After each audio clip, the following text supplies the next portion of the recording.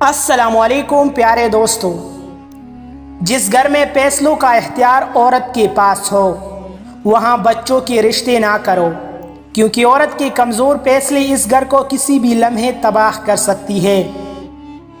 مرد کی زبان، عورت کے حیا، اولاد کی فرمان برداری گھر کے سکون کے لیے اتنی ہی اہم ہے جتنے زندہ رہنے کے لیے سانس۔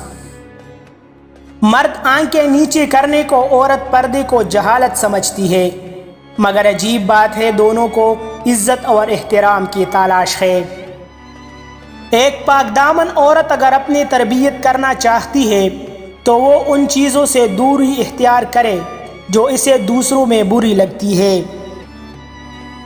وہ میاں بیوی کبھی غریب نہیں ہو سکتے جو محنت کرتے ہیں اور اللہ پر یقین رکھتے ہیں، جو گھر میں سلام کو ناپس کرتے ہیں۔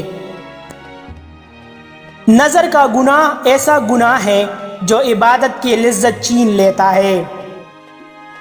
جو عورت دوسروں کی برائی کر کے ان کے گھر میں فتنہ اور شر پھیلائے، ذلت اور رسوائی اس عورت کا مقدر ہوتی ہے۔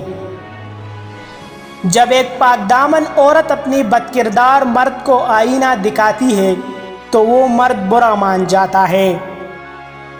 زبان کے ہاتھ نہیں ہوتے، مگر بعض اوقات عورت کو ایسا تپڑ مارتی ہے کہ عورت عمر بھر کے لیے گونگی ہو جاتی ہے۔ غربت ہمیشہ کے لیے ستیلی ماں ہوتی ہے، جبکہ دولت 1001 رشتے نکال لیتی ہے۔ عورت کا اخلاق، زبان اور سوچ بتا دیتی ہے کہ وہ پڑھی لکھی ہے یا ان پڑھ۔ جب ایک عورت ایک مرد سے سوال کرتی ہے تو اس کا مطلب یہ نہیں کہ وہ تم پر شک کرتی ہے، بلکہ وہ تمہارے قریب آنا چاہتی ہے۔ اپنا غم ہر کسی کو نہ بتائے، کیونکہ اگر مرہم کسی کے پاس نہ ہو تو نمک تو ضرور ہوگا۔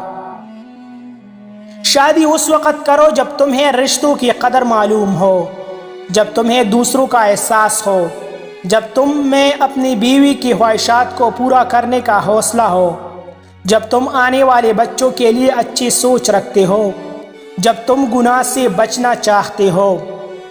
مزید ایسی اچھی ویڈیوز کے لیے ہمارا چینل ابھی سبسکرائب کریں۔